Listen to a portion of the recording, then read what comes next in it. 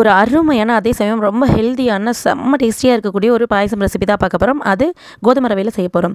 இப்போ குக்கரில் எண்ணெய் சேர்த்துக்கோங்க. ஒரு 2 டேபிள் ஸ்பூன் அளவுக்கு சேர்த்துட்டு 1.5 கப் அளவுக்கு கோதுமை ரவையும் சேர்த்து நல்லா வறுத்து விட்டுக்கோங்க. இதுலேருந்து ஒரு நல்ல வாசனை வரும், அது வரைக்கும் வறுத்து விடுங்க.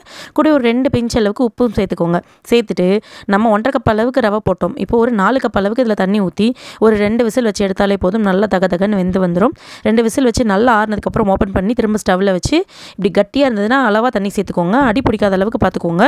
ஸோ இந்த ஸ்டேஜில் நல்லா தண்ணி விட்டுக்கோங்க. விட்டு இந்த அளவுக்கு லூஸ் பண்ணதுக்கப்புறமா இது கூட 2 கப் அளவுக்கு நாட்டு சக்கரை சேர்த்துக்கோங்க.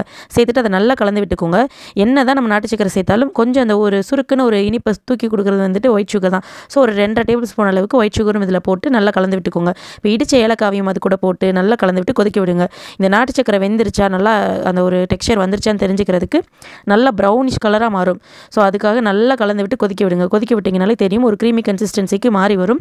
இந்த மாதிரி வந்ததுக்கப்புறமா ஓகே ரெடி ஆகிடுச்சு, நம்ம யோசிச்சுக்கலாம்.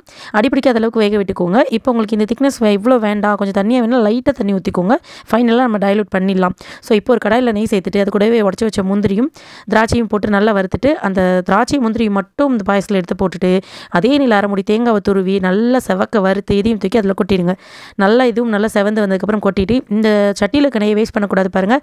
நல்லா சுண்டைக்காய்ச்சி ஆற வச்ச ஒரு கப்பு பாலையும் அதில் ஊற்றி இப்போ அதையும் கலந்து பாயசத்தில் ஊற்றிட்டு நல்லா ஒரே ஒரு கொதி விட்டு அப்படியே இறக்கி சர்வ் பண்ணிங்கன்னா சூப்பராக இருக்கும். குழந்தைங்களுக்குலாம் ரொம்ப ரொம்ப பிடிக்கும். பயங்கர டேஸ்டியாக இருக்கும். கண்டிப்பாக ட்ரை பண்ணி பாருங்கள். வீடியோ பிடிச்சிருந்தா லைக் பண்ணுங்கள், சேனலை சப்ஸ்கிரைப் பண்ணி சப்போர்ட் பண்ணுங்கள். உங்களுக்கு இது போன்ற வீடியோக்கள் வேணும்னா நம்ம சேனலில் நிறைய இருக்குது. வேணுன்றவங்க அதையும் செக் பண்ணி பார்த்துட்டு எப்படி இருந்துச்சுன்னு கமெண்ட் பண்ணுங்கள். இன்னும் ஒரு நல்ல ரெசிபியில் நாளைக்கு சந்திக்கிறேன். பாய்.